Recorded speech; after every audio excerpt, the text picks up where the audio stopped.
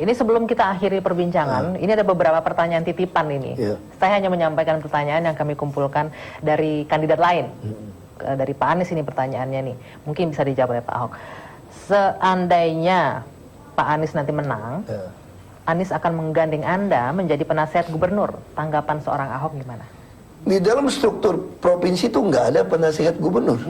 Karena gubernur DKI itu dibantu oleh 4 orang deputi gubernur. Itu sebagai penasehat. Dan deputi gubernur itu kita nggak bisa masuk. Itu PNS, birokrat. Kecuali dapat izin presiden. Nah terus kedua, kalau saya orang Jakarta percayakan seorang Anies jadi gubernur, Pak Anies nggak usah repot-repot kok. Karena semua yang Anda perlu minta nasihat sama saya, sudah saya bikinkan dalam satu sistem. Tinggal Anda mau jalankan atau tidak.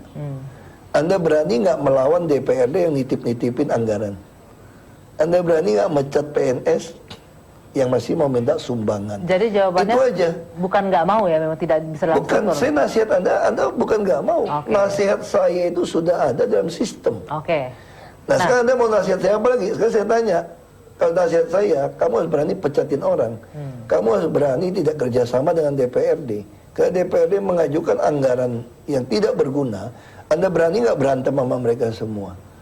Itu nasihat Anda kalau misalnya. Kalau Anda nggak berani, kalau soal sistem, pola, semua kita sudah punya.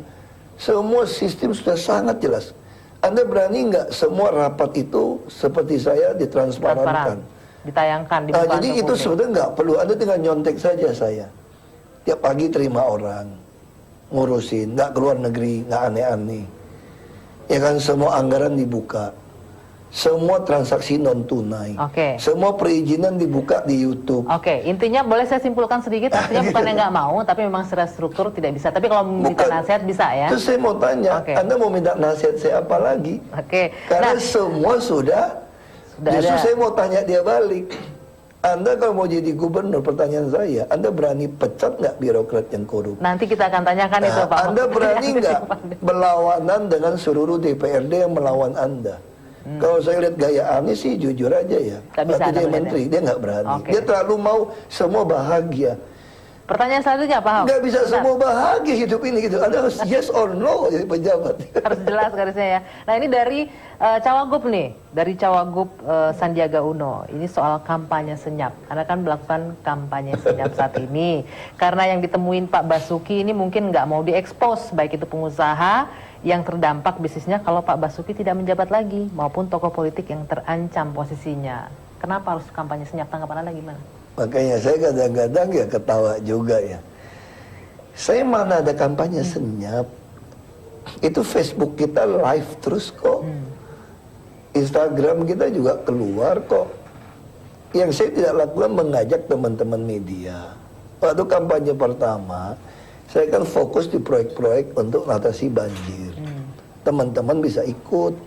Nah sekarang saya fokus ke ketok pintu lah ini dengan hati. Saya dokter, perawat, bidan itu turun ke orang sakit.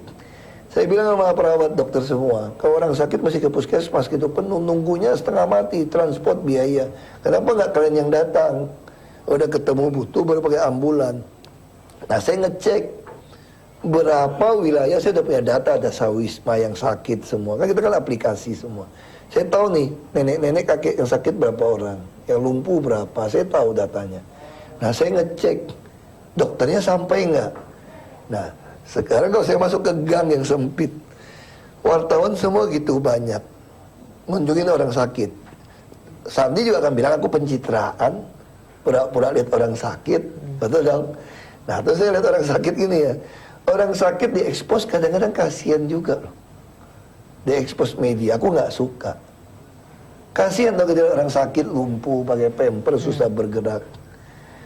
Nah justru saya bilang sama teman-teman, teman-teman juga bilang, emangnya media nggak mau ikut saya? Pengen ikut semua kok. Nih Pak, Bapak kunjungin orang sakit seperti ini, kalau diekspos media, ini akan menguntungkan Bapak. Saya bilang, saya kerja ini bukan soal mau menang pilkada atau enggak. Saya ikhlas. Nah, kamu tahu nggak saya bisa duduk hari ini jadi gubernur DKI? Apa karena saya bermain pencitraan? Enggak.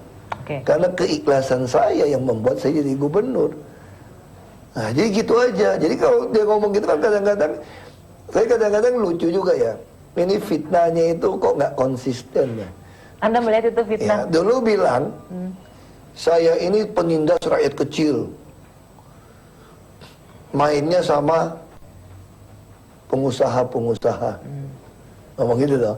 Nah, pengusaha mana? Saya bilang saya kenal semua pengusaha. Saya kenal semua kok.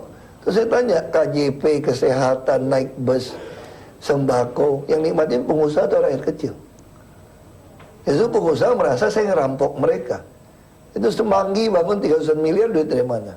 Dari pengusaha naikin KLB. Pak Ahok, ini berbicara pilkada, ini kan pasti berbicara pertarungan antara dua kandidat. Ya. Setiap kandidat pasti mempunyai goals untuk memenangkan Ya. pilkada ini, termasuk juga Anda. Tapi seandainya, jika Anda nanti tidak memenangkan di putaran kedua, apa yang akan dilakukan selanjutnya? Ya saya cari kerja saja sama orang. Itu bisa bikin Ahok show juga loh. Jadi saingan saya nanti banyak. Hidup kan bersaing loh. Tapi paling tidak, kalau saya ditentukan Tuhan, tidak jadi gubernur lagi. Jadi pilih orang Jakarta. Saya sudah membangun sebuah standar gubernur yang kerja itu seperti apa. Oke. Dan orang akan mulai membanding-bandingkan. Sekarang tuh saya punya modal 43% orang Jakarta loh. Orang akan membanding-bandingkan, kamu yang jadi gubernur kayak saya nggak? Kamu transparan nggak? Berani lawan nggak sistem anggaran? Berani nggak tidak jalan-jalan ke luar negeri terus? Itu semua orang akan lihat. Nah itu yang saya suka. Oke. Saya suka, saya membuat sebuah standar yang kamu ikut. Kalau kamu nggak mau ikut, namamu rusak. Nah. Karena bagi saya, nama baik lebih berharga daripada jabatan ataupun harta karun manapun. Oke. Ini Itu terakhir. lebih penting. Ini terakhir. Ya. Terakhir, benar-benar terakhir. Kalau bicara soal diri sendiri, tadi Anda sudah jabarkan. Nah, sekarang yang ingin saya tanyakan, apa menurut seorang Basuki Cahayapurnama melihat di pilkada ini yang membuat warga Jakarta akan mau memilih seorang, bukan Basuki ya, memilih seorang Anies Sandi? Saya nggak tahu. Apa yang Anda melihat? Apa yang akan buat warga Ya Jakarta mungkin memilih? janjinya bisa muluk-muluk. Saya kira pilkada kali ini berbicara ideologi Pancasila dengan sektarian. Saya kira itu aja udah. Kita benturin itu aja. Saya ingin Pancasila, semua orang sesuai dengan Undang-Undang Dasar. Setiap warga negara mempunyai hak yang sama, kedudukan yang sama, maupun di atas pemerintahan atau semua sama. Baik. Ya itu kita hadap-hadapan itu aja. Anda mau menyamaratakan, saya pengen Bhinneka Tunggal Ika. Ya udah kita benturan itu aja.